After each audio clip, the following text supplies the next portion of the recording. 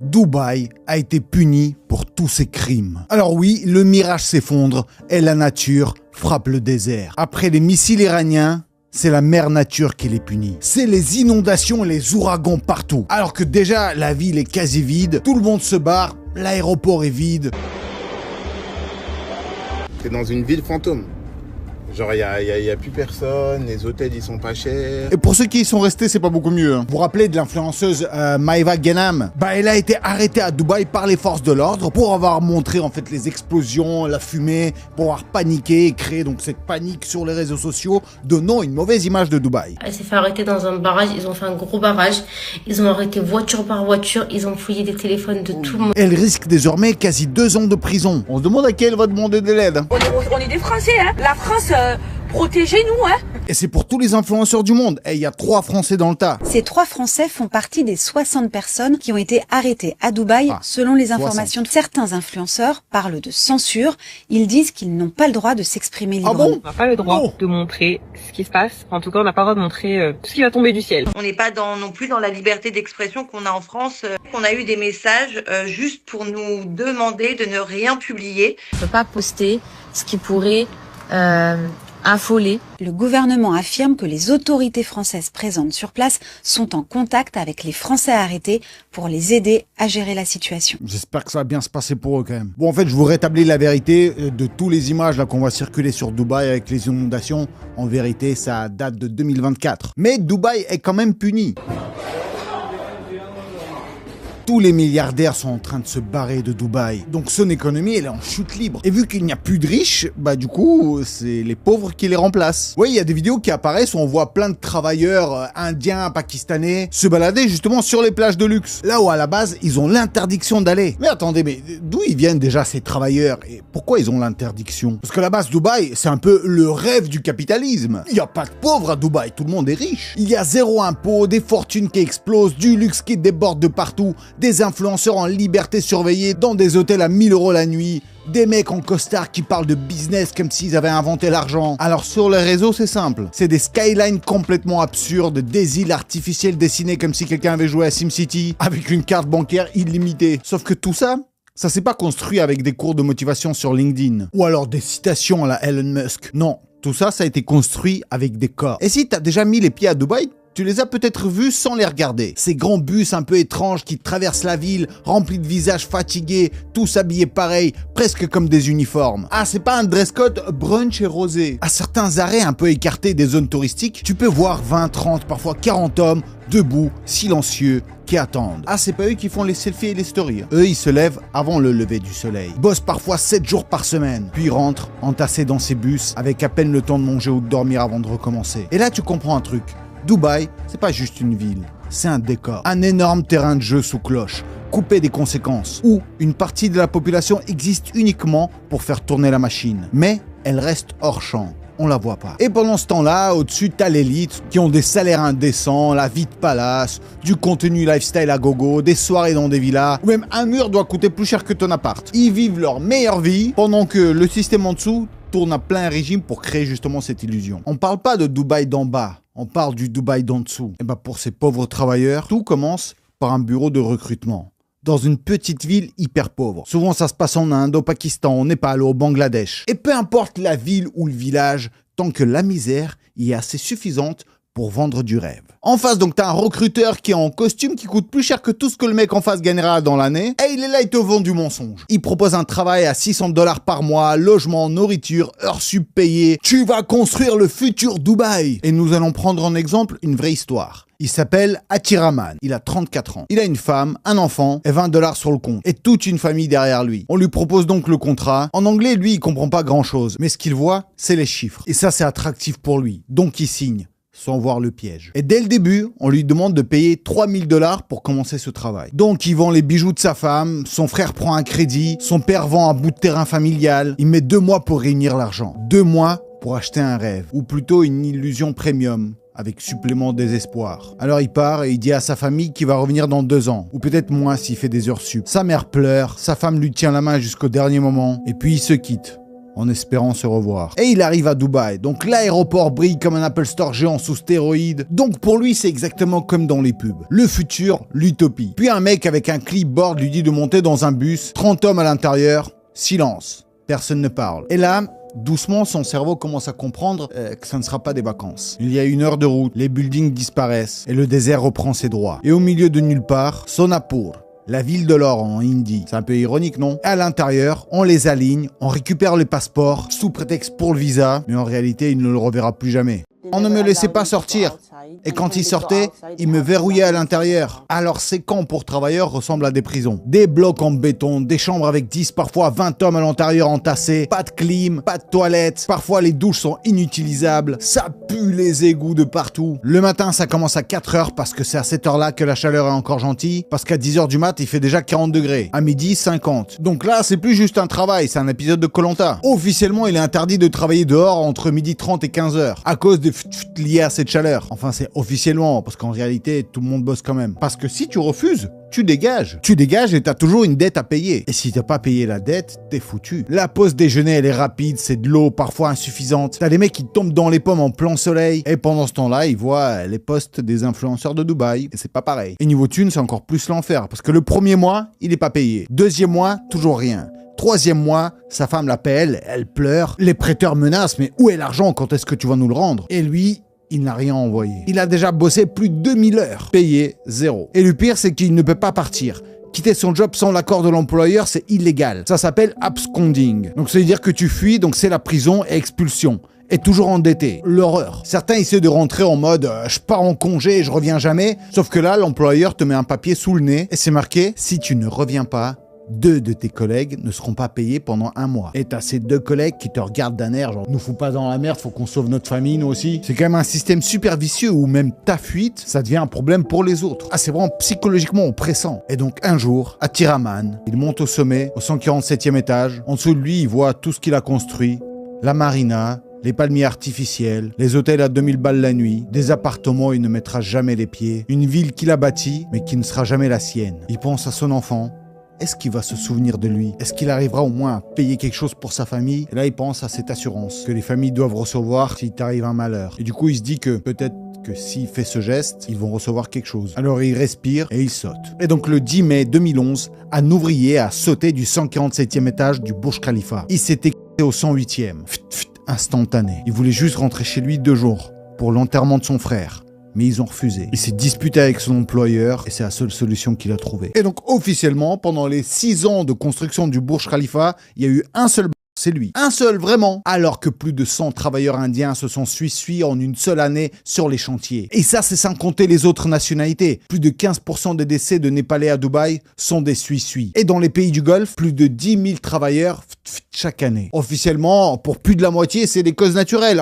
Arrêt cardiaque. Donc, il n'y a pas d'enquête. Oui, bien sûr, hein, des mecs de 25 ans qui d'un arrêt cardiaque, ça arrive tout le temps ça, sous 50 degrés. Et donc pour la plupart de ces personnes n'en parlent. Ah, c'est pas les influenceurs de Dubaï qui vont en faire une story, hein. Ah, ça va gâcher le feed. Je peux pas poster ce qui pourrait affoler. Alors mets un gros like si tu trouves que ce qui se passe à Dubaï, c'est vraiment dégueulasse. Qu'on devrait en parler beaucoup plus. Jamais ça apparaît aux infos. Alors je vais vous demander un maximum de partage, de commentaires sous cette vidéo, des histoires que vous avez entendues. Et si t'as déjà été à Dubaï, dans les commentaires, dis-moi, honnêtement, t'en as pensé quoi? Parce que moi, perso, j'y étais et j'ai kiffé. Franchement, c'était bien. Prendre ses vacances là-bas, c'est génial. Et attention, dans cette vidéo, on parle pas de tous les habitants de Dubaï. Il y a plein de gens qui juste y travaillent et je comprends aussi que ça puisse attirer. Mais malheureusement, il y a de l'abus. Et on va découvrir ces destins tragiques. Allez, c'est parti. Et tous ces hommes ont participé à construire ce que certains appellent un des plus grands succès du monde moderne. Sauf qu'une fois le travail terminé, plus personne ne va entendre parler d'eux. Ni les autorités locales,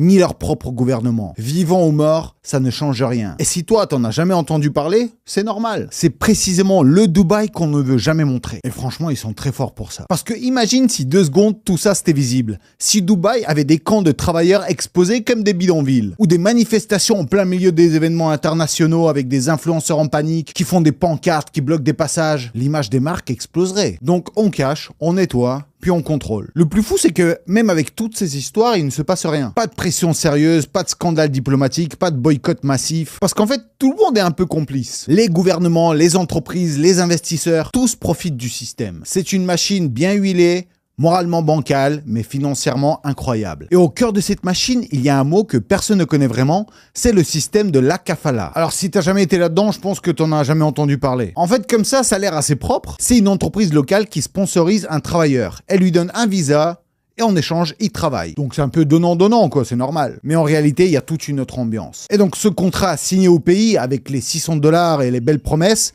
lui, il disparaît. Il est remplacé par un nouveau, beaucoup moins généreux. Mais sauf qu'une fois que t'es là, t'es déjà beaucoup trop loin, t'es endetté, isolé, sans ressources, sans aide. Pour contester ça, franchement, bonne chance. Donc officiellement, les Émirats ont interdit plusieurs fois ces pratiques. Mais encore une fois, ça c'est officiellement. Mais sans contrôle réel, une loi c'est juste un tweet sans like. Ça existe, mais personne ne réagit. Je n'ai pas été payé depuis 6 mois, donc je ne peux même pas payer mon billet retour à la maison. Ils peuvent même pas se permettre de payer leur billet retour. Et même s'ils avaient l'argent, ils ont ni passeport, ni autorisation de sortie. Donc en gros, même avec une issue, la porte elle est fermée à clé. Et contrairement à ce qu'on pense, ce système ne touche pas que les pays les plus pauvres. Parce que oui, bien sûr, la plupart des travailleurs viennent d'Inde, du Népal ou du Bangladesh, c'est les pays les plus exposés. Mais faites attention à vous. Il y a aussi beaucoup d'histoires des gens venus d'Italie, de France, de Grèce, de Roumanie, d'Espagne, attirés avec des postes haut niveau, avec des promesses de carrière et qui finissent exactement au même endroit. Passeport confisqué et logé dans les mêmes camps. J'ai trouvé une vidéo d'un mec russe qui a réussi à filmer en secret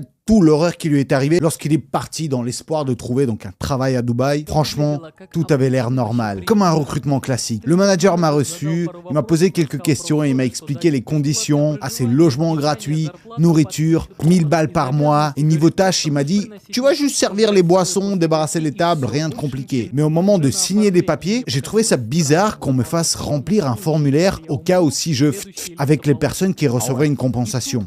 Et là, on me dit aussi que je dois laisser mon passeport pour les visas et les documents. Pareil, et qu'on me le rendra rapidement. Et à partir de là, tout change complètement. J'arrive au travail et il n'y a aucun poste de serveur. On me dit direct, tu vas nettoyer le buffet, charger la vaisselle sale, l'amener à la plonge, la nettoyer, décharger les cartons, bosser à l'entrepôt, bref, tout le sale boulot. Et en même temps, on m'explique que je me repose uniquement quand eux, ils le décident. Quand j'ai demandé mon passeport, ils me l'ont pas rendu. Ils m'ont dit, dans un mois peut-être. Et là, je comprends que c'est pas n'importe quoi, qu'il faut que je me barre. Sauf que je n'ai pas d'argent, même pas de quoi tenir le temps de trouver autre chose. Donc je fais semblant, j'attends, je me dis que peut-être ça va s'améliorer. Ouais, mais c'est ça. Donc on travaillait 2 shifts de 5-6 heures, le matin et le soir. Entre les deux, une pause, mais que tu passes dans les transports, il y a 40 minutes de bus, le temps de manger et te laver. Et le soir, il te reste à peine 2 heures de vie par jour. Le logement était en périphérie, blindé de sécurité, une petite chambre pour 2. C'est gratuit, ok, mais bon. La nourriture était dégueulasse, de mauvaise qualité, presque immangeable. Valait mieux ramener des restes de l'hôtel. Et ça, c'est 6 jours sur 7. Tu te lèves à 5 heures du matin et tu finis vers minuit. Moi, je n'ai pas accepté comme ça. Donc tous les jours, ça partait en embrouille. Parfois, ça se terminait presque en bagarre et je rigole pas. Parce que ceux qui bossent là depuis des années, ils deviennent fous. Et du coup, ils se vengent sur les nouveaux. Ah, ils te chargent au max. C'est comme le bizutage à l'armée. Ah ouais, ils construisent vraiment une hiérarchie dégueulasse pour que les gens eux-mêmes, ils s'entre-punissent. 1 mois passe, 2 mois passent et toujours pas de passeport. Et là, j'ai appris aussi que pendant les 3 semaines où j'étais là, 2 personnes elles ont sauté par la fenêtre directement du bâtiment où je vivais. Et là, tu te retrouves à demander, je fais quoi moi? Je suis dans un autre pays, j'ai pas de passeport, je sais même pas vers qui me tourner. Et surtout, comment prouver toutes les atrocités qui se passent ici? Ah, je sais pas ce que j'aurais fait à sa place. Lui, au final, ce qu'il a décidé, c'est donc de se filmer pour montrer à la police. Et grâce à tout ce qu'il a filmé, la police de Dubaï a réussi à le libérer, il est rentré chez lui. Et dans les commentaires, dis-moi, est-ce que ça t'est déjà arrivé de te faire exploiter à ce point-là au travail? Et surtout, quelle solution t'as choisi? T'es coincé dans un pays où tu bosses pour presque rien, dans des conditions catastrophiques. T'as quitté toute ta vie derrière toi. Ta famille, tu la vois seulement quand tu fermes les yeux le soir. Et chaque matin, tu te réveilles avec le même désert gris, comme si c'était un jour sans fin. Donc comment faire pour s'enfuir? Donc option numéro 1, juste tu fuis. C'est simple, mais pas en réalité. Parce qu'en vrai, c'est illégal. Tu perds ton salaire, tu risques la prison puis l'expulsion. Et s'enfuir dans le désert, t'es pas Usain Bolt. Parce que juste du sable, c'est 80% du pays. Les Émirats, c'est la taille du Portugal, mais version sable plus caméra plus 0 cachette. Tu vas pas te fondre dans la masse entre une Lamborghini ou une boutique Louis Vuitton. C'est juste une prison à ciel ouvert, mais avec du marbre. Donc l'option numéro 2, tu te barres en ville et tu tentes de survivre, trouver autre chose. Alors ça va mal finir aussi. Parce qu'au bout de quelques mois, tu seras arrêté, placé en centre de détention, souvent beaucoup pire que ses camps de travail, puis tu seras expulsé, endetté, cassé, Vraiment le cauchemar. Et option numéro 3, tu te rebelles. Tu dis stop, ça suffit. Sauf que là, tu te frottes à un système juridique ultra dur. Ah, ils sont pas vraiment fans des révolutions. Il y a eu des tentatives, mais elles ont toutes été écrasées. En 2013, des ouvriers de Harptech, une des plus grosses boîtes de construction à Dubaï, ont fait grève. Ils n'ont pas été payés depuis des mois. Et donc la police est arrivée, ils ont arrêté tout le monde, ils les ont expulsés. Et c'est merci, au revoir. Et c'est la fin de l'histoire. Il n'y a eu aucune conséquence. Et même scénario autour de l'Expo 2020 Dubaï. Le grand show mondial. Dubaï voulait prouver qu'ils étaient au niveau des grandes puissances. Future, innovation, paillettes. Sauf que derrière, les travailleurs ou même les activistes qui tentaient d'alerter ont été rapidement réduits au silence. Beaucoup ont été arrêtés. Et d'autres, n'en parlons même pas. Officiellement, après cet événement, il y a eu 72 blessés graves sur le chantier. Toujours officiellement. Sur un projet où plus de 200 000 personnes ont bossé jour et nuit avec des mesures de sécurité parfois, disons, optionnelles. Autant dire que les chiffres, c'est un peu comme les filtres Instagram. Ça embellit les réalités. Et même le Parlement européen a essayé de mettre la pression pour libérer certains activistes. Mais ils l'ont jamais fait. Parce qu'entre les discours sur les droits humains et le tapis rouge avec des chefs d'État, devine qui gagne. Et pendant que tout ce beau monde défile en costume, la ville continue son allusion. Parce que Dubaï, c'est aussi ça. Une sorte de vitrine permanente. Un décor géant qui a été construit pour être vu, mais pas forcément pour être habité. Parce que si tu t'éloignes un peu de la marina, des hôtels, des spots Instagram, tu marches la nuit et là tu vois des trucs bizarres. Des immeubles entiers sans lumière, des quartiers fantômes, des centres commerciaux avec plus de vendeurs que de clients. C'est comme une ville après une apocalypse, mais avec des magasins Gucci encore ouverts. Il y a ce youtubeur américain aussi qui a infiltré ces endroits à Dubaï où il ne faut pas aller. Sur le chemin du retour, j'ai remarqué bus après bus remplis de gars tous habillés pareil.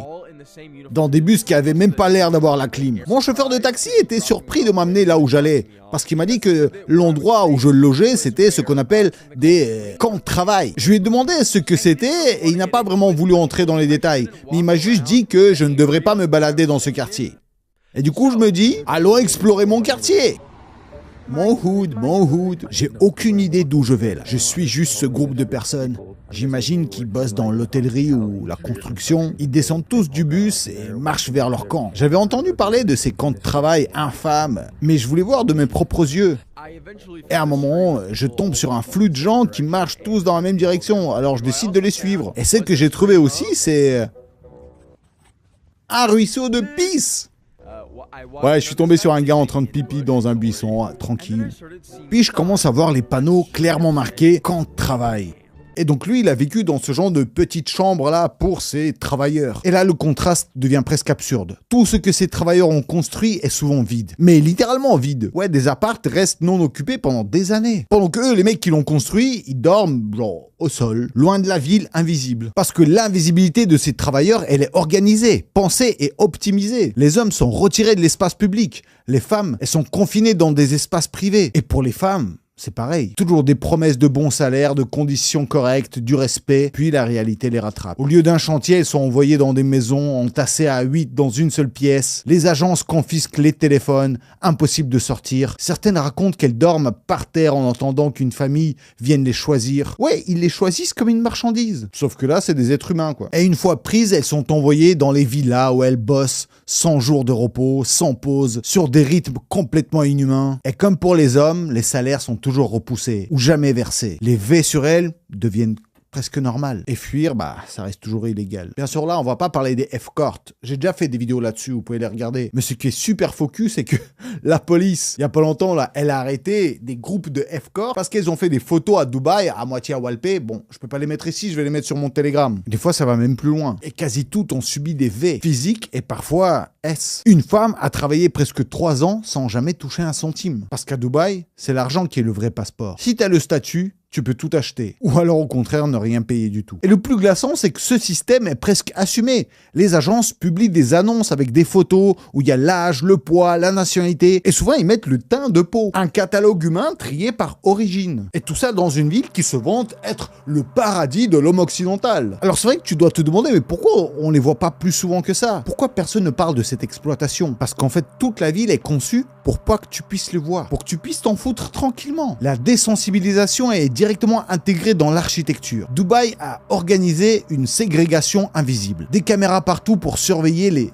indésirables dans les quartiers riches. Des résidences fermées pour garder les travailleurs à distance. Des transports publics qui ne desservent quasiment pas les zones où vivent les migrants. Même les rues sont pensées pour décourager la marche. Parce que marcher, c'est un truc pour les pauvres. Et donc ces travailleurs sont partout, mais ils sont invisibles. Comme des figurants qu'on coupe au montage. Parce que le discours officiel, c'est toujours le même. C'est chacun a le choix, sauf que là, non. Des milliers de travailleurs n'ont aucun choix de partir. Pas le choix d'exiger leur salaire, pas le choix de voir leur famille. Mais reconnaître ça, ce serait admettre que ce paradis sans impôts repose justement sur le fait d'enlever ses choix à d'autres. Et ça, ça casse l'ambiance pool party. Donc on continue de jouer la comédie, on garde le sourire, les brunchs et les stories parfaites. Alors à un moment donné, il faut se poser la vraie question. Le moteur derrière tout ça, c'est quoi? Parce que c'est facile de dire « Ouais, mais ça c'est un problème de Dubaï, des Émirats ». Et bien sûr que c'est en partie vrai.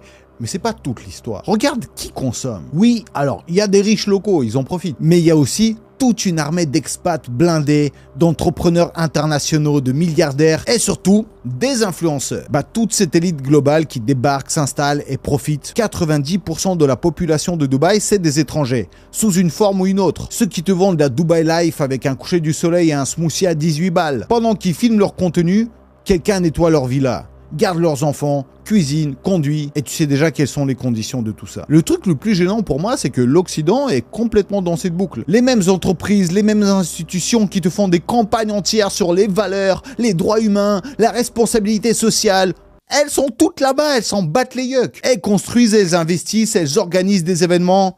Elles participent au système. Ah, c'est le plus grand faux cul du monde. Parce qu'elles ont juste trouvé le hack ultime. Délocaliser la morale. Exporter leurs responsabilités là où elles n'existent pas vraiment. On pourrait appeler ça une sorte de colonialisme 2.0. Mais version propre. Mais au lieu d'extraire directement les ressources, on utilise Dubaï comme plateforme pour exploiter une main-d'œuvre venue d'ailleurs. Et donc on peut faire des projets gigantesques, moins chers, plus rapides, impossibles à réaliser en Occident sans scandale immédiat. Et Dubaï devient alors un bac à sable. Ah, réellement, même pas symboliquement. Un endroit où tu peux tester des idées absurdes sans conséquences.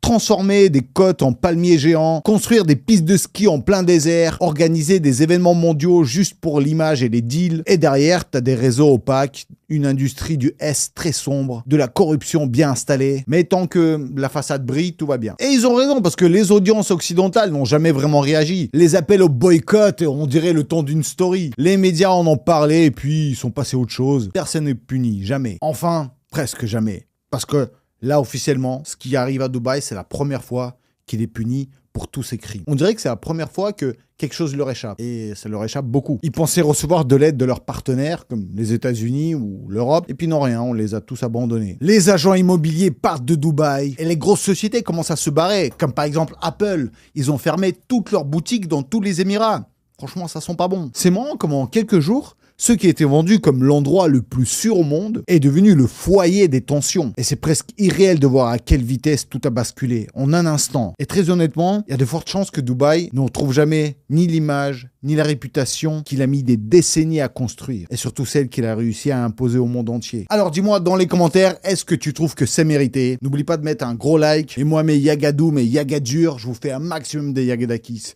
J'ai déjà hâte de vous retrouver à la prochaine vidéo qui va arriver, mais vraiment, mais très bientôt. Eh ouais, c'est un instrument ça. Alors, commente cuillère si t'es arrivé jusque là. Ouais. Merci beaucoup, mes gadous, allez.